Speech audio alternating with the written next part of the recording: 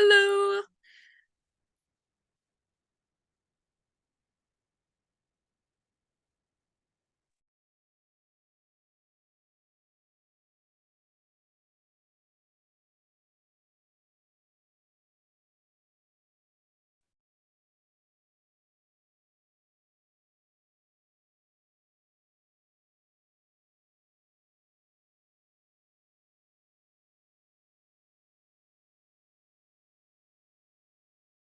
Still missing Jennifer yet? Missing a lot of people.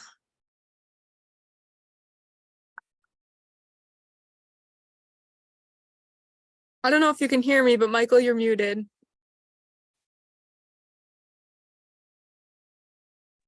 I gotta unmute. I've never had it hook up the video before the audio before like that. Yeah, So weird. I think I have settings so that everyone's muted automatically, but I could be wrong. That's smart, actually. Jennifer is waiting for the link yet. Give me a second. Oh, look, Christy has joined us. Does mine show as Christy? No, you're here and Christy. Is Christy listening too? Maybe she's eavesdropping. Yes. Oh, you are here. Awesome. Welcome. But also have no idea how to use Zoom. I'm like 80 years old in spirit. Remind me again, is this a public meeting or just officers? It's public. Okay, so she can eavesdrop. I was gonna say I was expecting more people, but I guess I don't know. We'll probably get some more as it keeps going. Okay, let's call the meeting to order, I guess. We're gonna do it a little bit different. I think most of us here are officers, so we had talked about it already, but we'll do the parliamentary procedures. So we'll switch to making a motion if you want to speak. That way we just don't have an open-ended discussion. We'll be voting on everything, and then we'll be running almost entirely off the agenda. And as soon as we cover all of that, we'll have open-ended discussion for whatever topics, whatever people would like to bring to the floor afterwards. So that should hopefully keep it a little bit more organized and faster. So we're not taking two Zoom meetings plus some. Yeah, so let's start with the secretary report. Jennifer, you want to go with that? Secretary report. What do you want me to say? Just a recap of last meeting minutes, what we were supposed to get done this month, and then probably bylaws too. Well, we were supposed to vote on a logo, which I think we did. And we were supposed to write up the bylaws, which I think we're working on, but haven't finished. And something about I wasn't prepared. The code of conduct, but Yep. There was another lady I think was supposed to start writing on those, and then we were going to look at them. But I did not write her name down. I've got it somewhere. And then the website go live, which we made that cut off. And I think that's it. Yep. We kicked everything else down the road, I think, to this meeting. Okay. Yeah. Anyone have issues with the secretary's report? Questions? Can make a motion. Okay, secretary. And then we've got treasurer's report. Michael, want to give us an update of where you're at with that? Sure. So we were looking into doing the incorporation in Tennessee or Arizona. There's some pros and cons to both.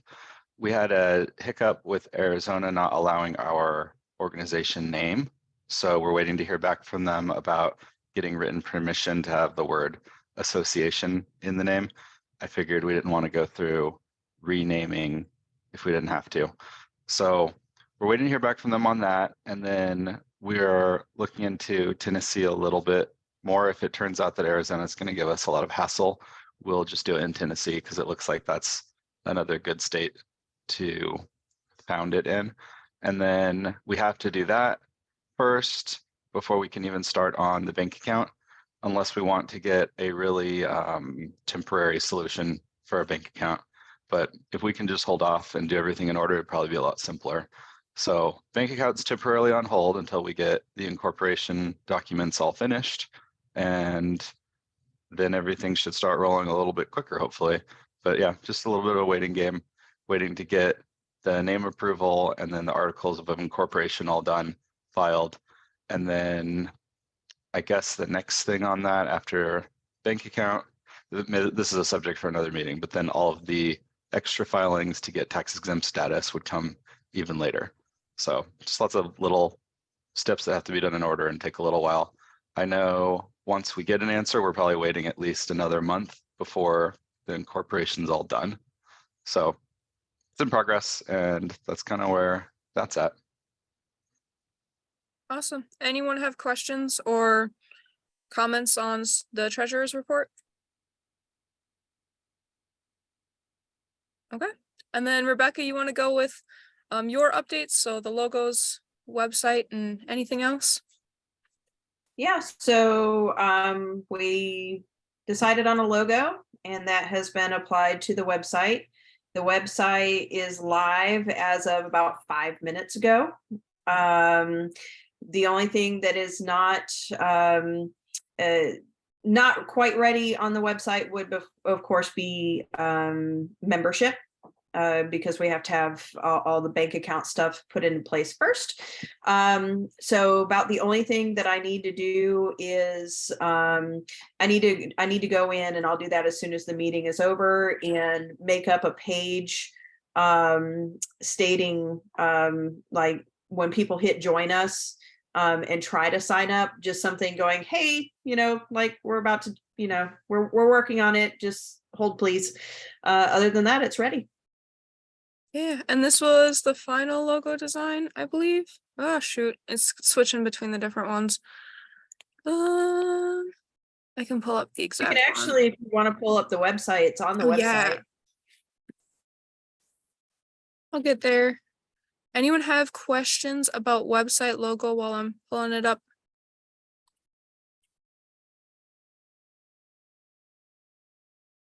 Trying to do a And split Terry, screen. I saw your comment in the chat. Thank you.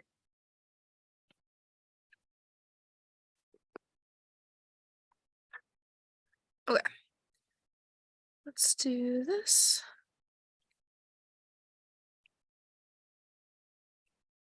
Yeah. And I can, I have it down at the bottom larger. I can make it larger at the top of the screen as well. Okay. Yeah, and then there's all the different pages. I think this is a new business. There's more pages too. We'll put a link in the Facebook so that people can go up and look at it whenever. Let me go up to the, yeah, we've got it a little bit later. Megan, I believe you were the one working with, oh, I don't remember her name off the top of my head, on the code of ethics. Do you have an update on that? I do not have an update. No, I forgot to check in on that. I'm blanking on the name of the lady I was working with as well. I'm sorry about that. But I will check in on her with that. And I think there were still a few things that we wanted to polish up. And then if we could, it'll probably be, I promise to get it ready for vote for next meeting. Okay. And when you're done with that, And if you want to just send it to the officers and then maybe put it in the Facebook group for people to read over it just ahead of time so they know what's on there, that would be great. Absolutely. Yeah, I was just going to mention that. I'll put it up for any comments or suggestions, additions that anyone feels that they should be put in before we vote. Yeah. Anyone have questions, comments about code of ethics? I think send it to us first before we make it public, just so we can look over the wording. We're getting to that, Terry. Yep, I'll do that, Jennifer. I'll send it to the officers first, and then once you guys approve it, I can send it out to the public Facebook group. Okay.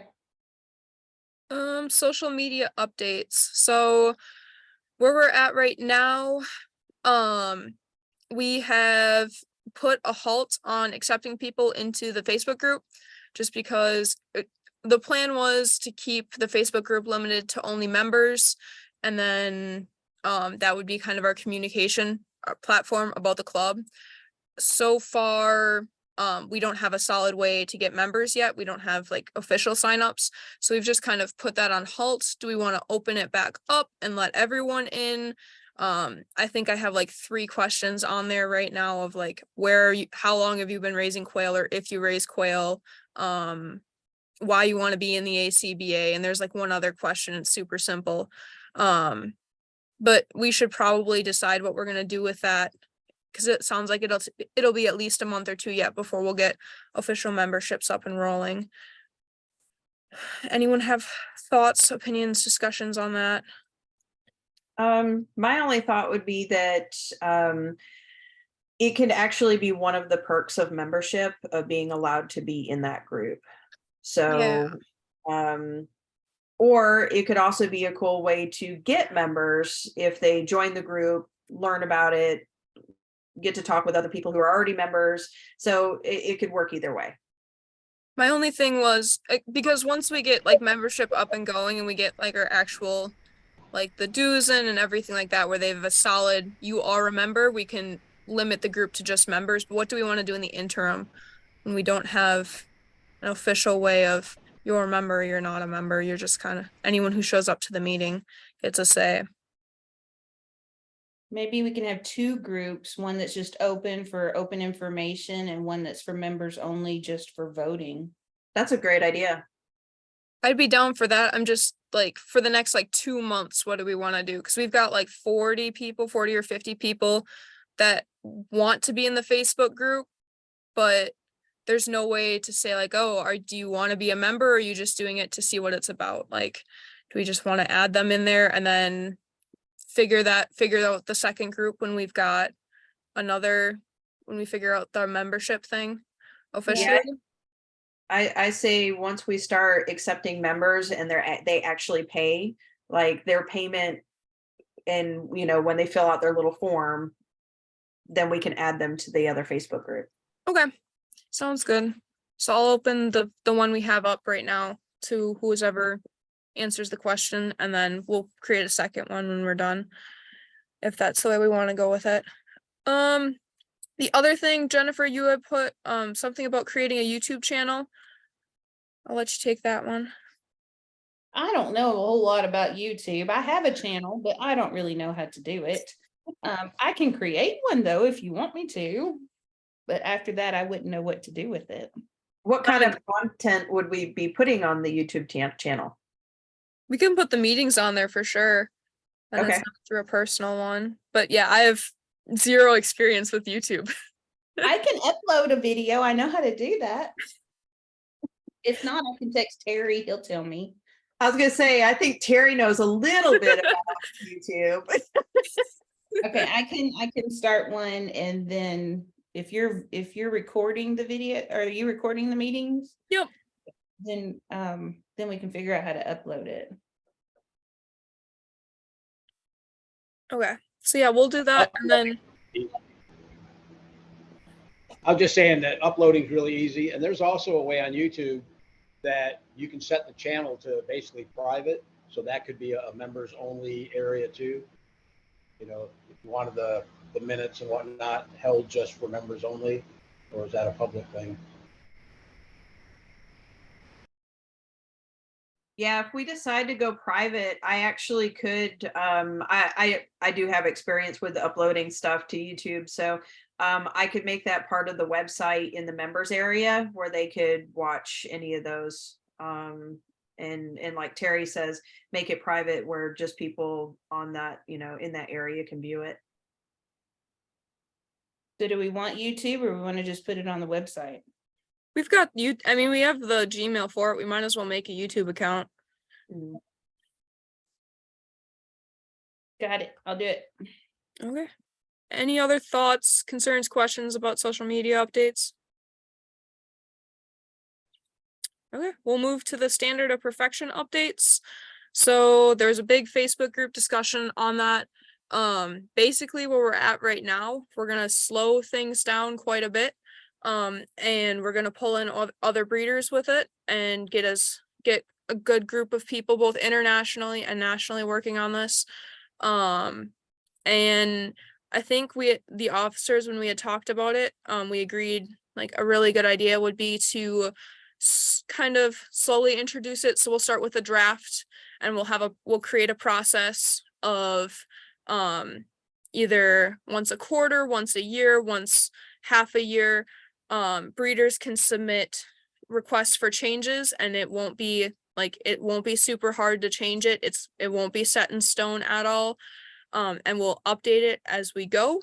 And then a couple years into this, so we're looking probably like 3, 4, maybe 5 years down the road, we'll start to get a hard copy of the draft once we get things figured out. And then we'll make it official. We'll make we'll change it from being a draft to an actual standard, and we'll still have a process on how to submit changes and how to like petition for changes. It'll just be a little bit harder to do that. Once it's official. For the first couple years, we want this to be very evidence-based. We want this to be very based in what works, what's been proven to work, with both research and breeder input. So it's not going to be fast. I know originally we had said like, look, we're going to try and get something out there. It's going to be a draft. It's going to be a big work in progress for several years. And then like just in general, starting out, it's going to focus almost solely on type. So like conformation, how it stands, how it walks, all of that, how the body is built versus color. And then color can be something that will be gradually introduced later on, which is I think kind of where we were at on that.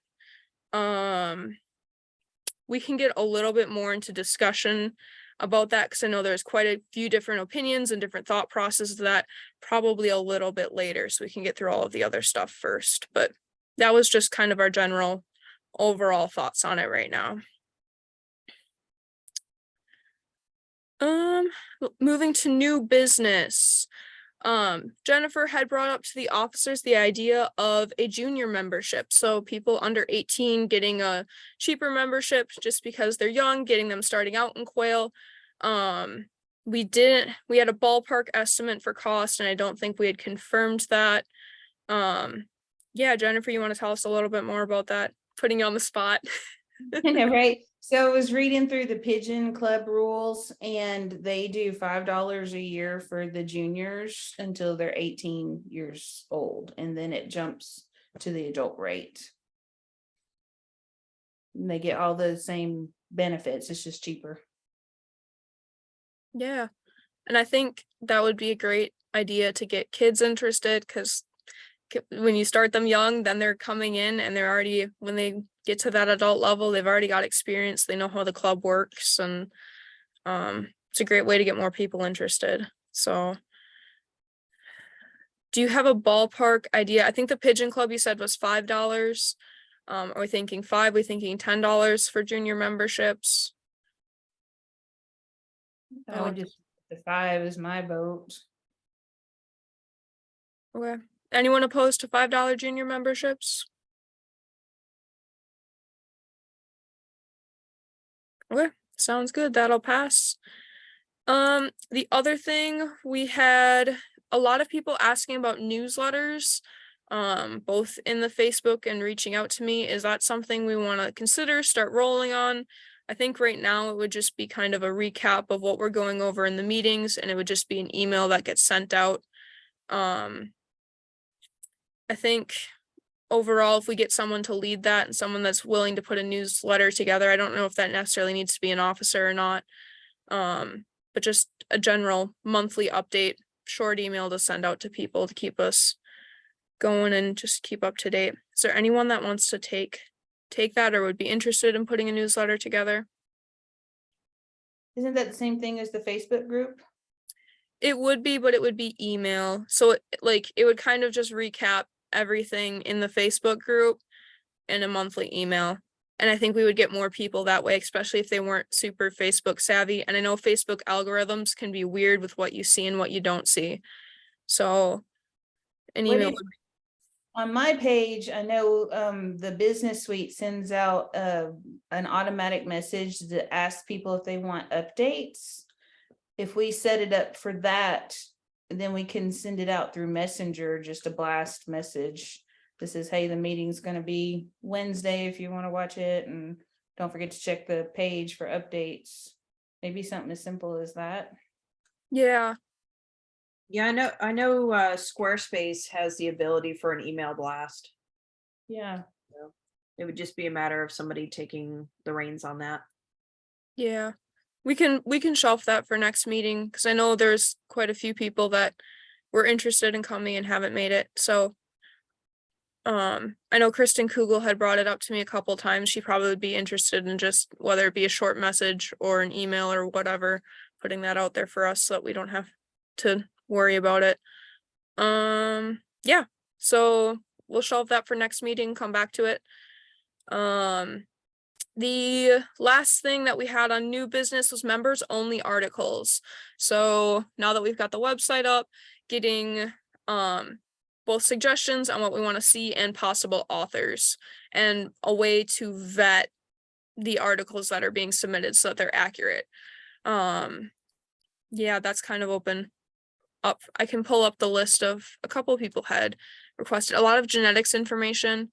They had said, Rebecca, I think you posted defects on there, right? Or you were planning on it probably in the Yeah, future. I can do a slideshow on defects, and we can do a little write up on defects. If anybody has some good pictures of a bird with a defect, that would be, if you want to forward that to me, I can add it. Awesome. And then do we want to reach out to maybe Katia and Tamara to see if they'll write a genetics article or two? I know they do quite a bit with that, and that would be nice to have them kind of international. Is there another Sure. group like this in a different country? Germany might have one. They have quail shows that are tacked in with their chicken shows. I don't know if they have a game, like an association for them. I would assume they would. Not English ones that I am aware of. I know Australia has shows.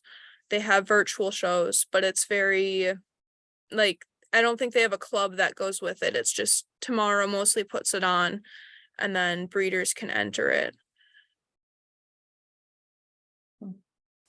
And then what will be our process for vetting stuff?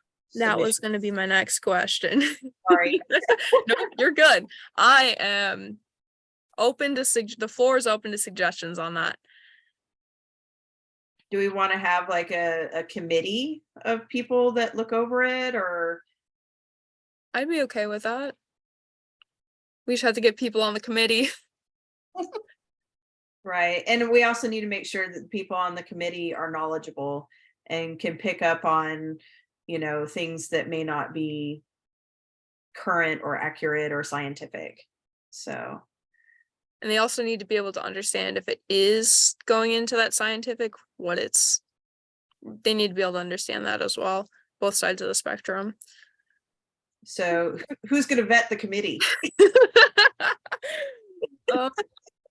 I think we can put it out on the Facebook group and see who we have interested first.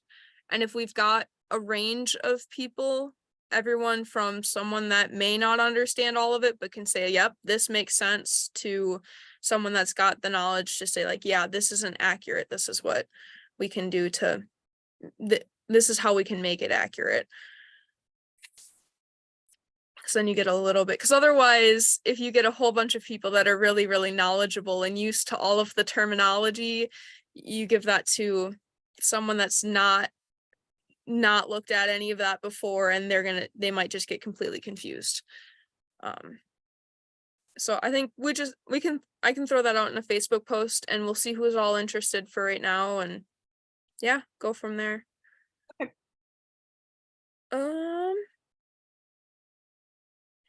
Yeah, and that was everything we had on the agenda on the docket. So we can go back to, we've kind of just got some time remaining. We can go to an open-ended discussion.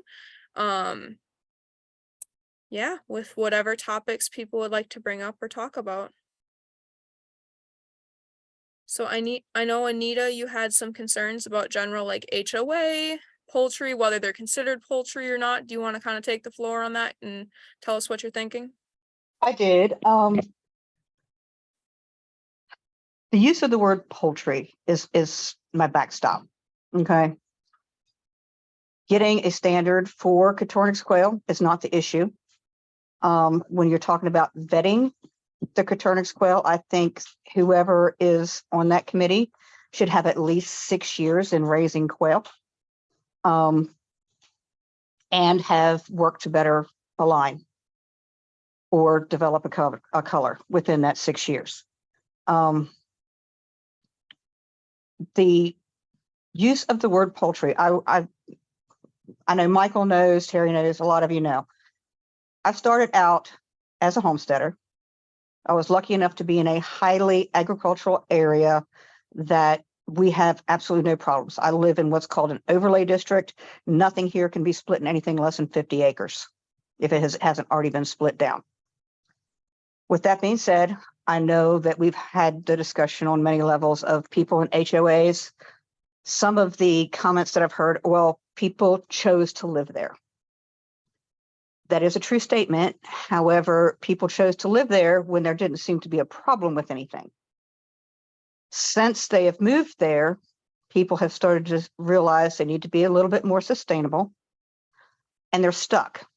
They cannot just sell their place and buy 5 acres. Right now, raw land in Virginia is $110,000 with nothing. That's just raw land. That's hard for a lot of people. A lot of people are working. I mean, I work with people that make $100+ an hour, and unfortunately, they're living paycheck to paycheck with their mortgages and their choice to live a little higher than they should. But a lot of good people are stuck, and you want to say, okay, gilliform. I understand. Yes, they're gilliforms. Use the word. I'm probably not even saying it right. You use that word, because once people start finding the group, which they will, they'll start finding the website, which they will. HOA people, like you said, they're not scientific people. They're not going to equate that with, per se, poultry. The word poultry is what scares me to death. I talk to several people a day.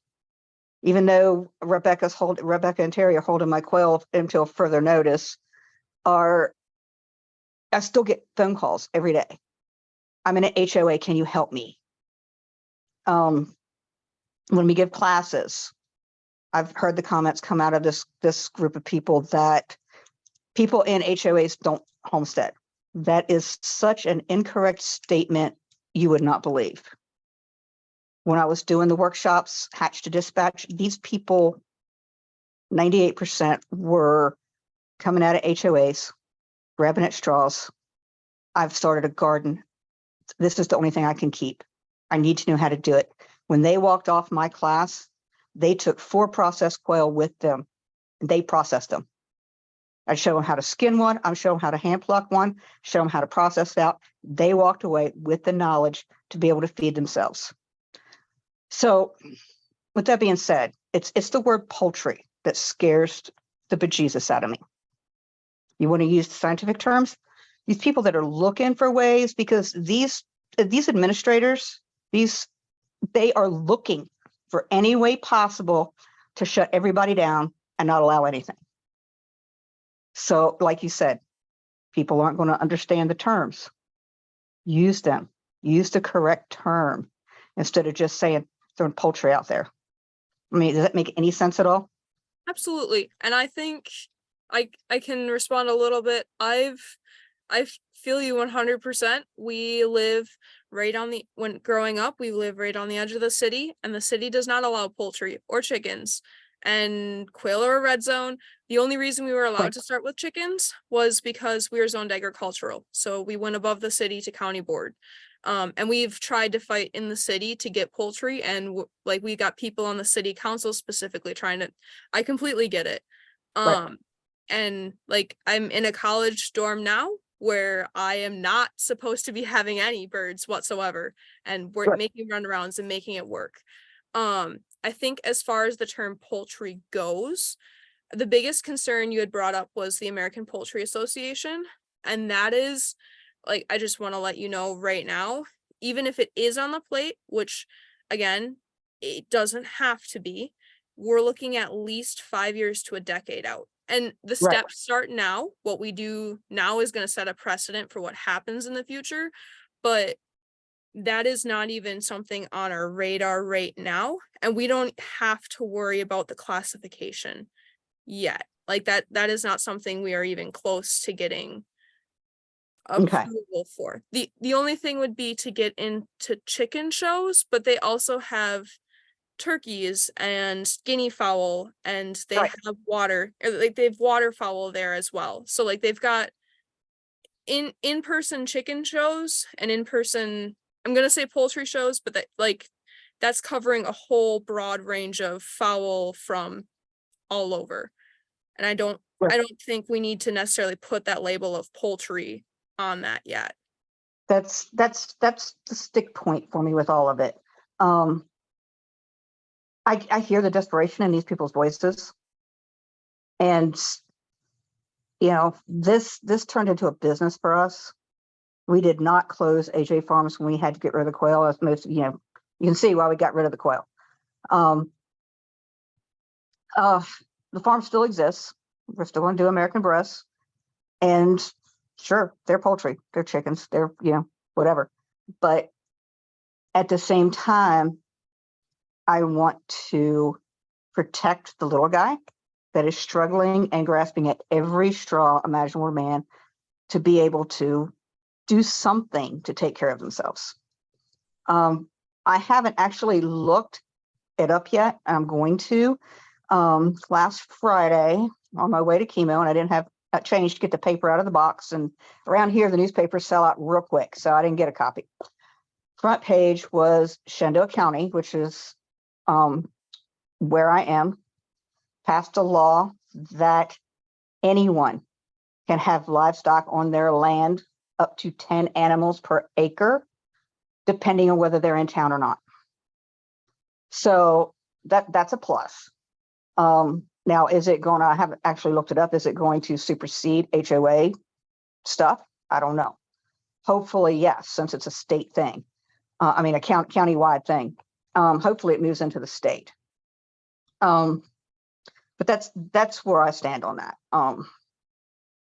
So I know among the officers, when we had got together about our meeting for your concerns, we had discussed maybe the idea of starting a committee within the ACBA.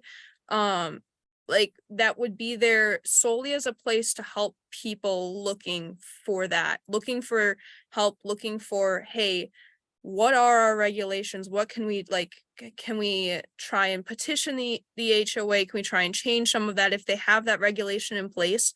Would that be something, maybe not now, maybe in the future, you would be interested in heading or being a part of to help? Because I know you are very busy, and I know it would take a lot. It would take a lot. Oh yeah, it wouldn't be now. And like I said, we're in the beginning stage of our organization, so we don't have a lot of pull yet, but I think we could get to a point where we could. And I think that could be a very valuable resource for people looking for something like that. And I think you would be a great person to head that up. Well, I don't know if I'd be able to change anything once they make up their minds. They're pretty stuck in their ways. But right now, I mean, I'm looking at over a year out before I could do anything. Because even once I've got 3 more chemo active, the bad chemo stuff. And then I have a whole year of infusions after that. That will be once every 3 weeks, which, that's a lot. Takes a toll on a person plus working full time. I actually work outside the house about 120 hours every 2 weeks. And so it would depend on where I was at when you decided to do that. But like I said, not using the word poultry when it comes to Coturnix, because like you said, you called it a red area. I call it a big gray area. When we first got into it way back when, we went round and round and round with government agencies, FDA, USDA, you know, everything, state agencies. When we finally found one that said, oh yeah, you can do whatever you want with them. We don't regulate those. Oh, that's what I wanted to hear. And I actually got them to put it in writing in an email, which was unheard of. But you're not going to find that now. We have an ag department in town, and they even told me, just do what you want. It's such a gray area. There are no rules. You'll just be grandfathered in. I'm like, well, that's not the way we really want to do it, because we were trying to do it to set up a way that other people could follow behind instead of just doing it just because. But you know, A couple of thoughts. One is if you look over the website, you know, kind of like Bree mentioned, we have no intentions of calling them poultry on anything. okay.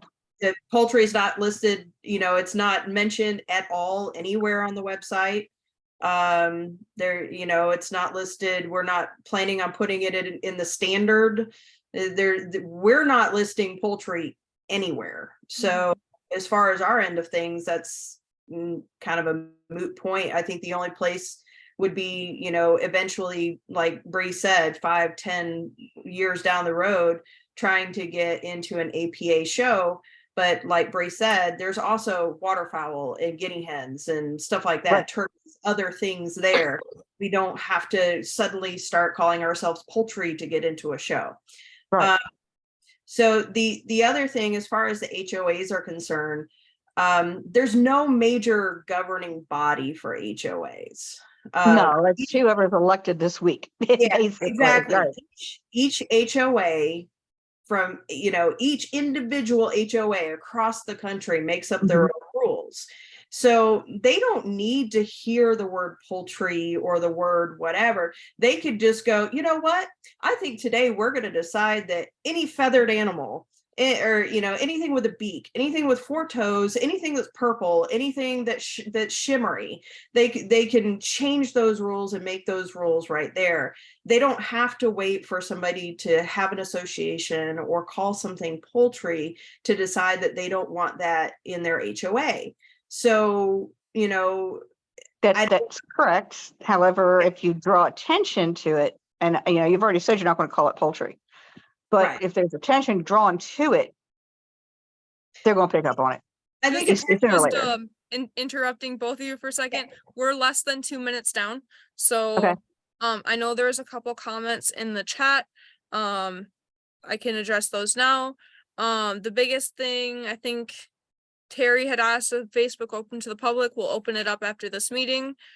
HOA aren't science people. That seems, I think she meant more of like HOA officials aren't necessarily Right. person that doesn't deal specifically with poultry isn't going to necessarily know all the poultry term or bird terms. Like you're not going to know galliforms versus Right. Coturnix versus game birds. Right. And then Megan had brought up a city she used to live in had a citywide ban against livestock and fowl, so more wording considerations might be needed. And I think, yeah, we're at less than a minute now, so we'll kind of shelve this conversation if everyone's okay with that. We can bring it up at next meeting. I think we had a really good discussion about it. I think it helped us to see your side a little bit more, Anita, and hopefully helped address some of your worries and concerns a bit too, as well as what anyone else might have had. So just to kind of sum up, Jennifer will have the minutes posted on the Facebook group sometime soon in the next coming days, and I'll try and get this recording on YouTube. If we get the YouTube video up in the email or the YouTube channel up, we can put it on there as well. So yeah. Okay. Okay. I think that's all. Have a good night, guys. Bye. Bye.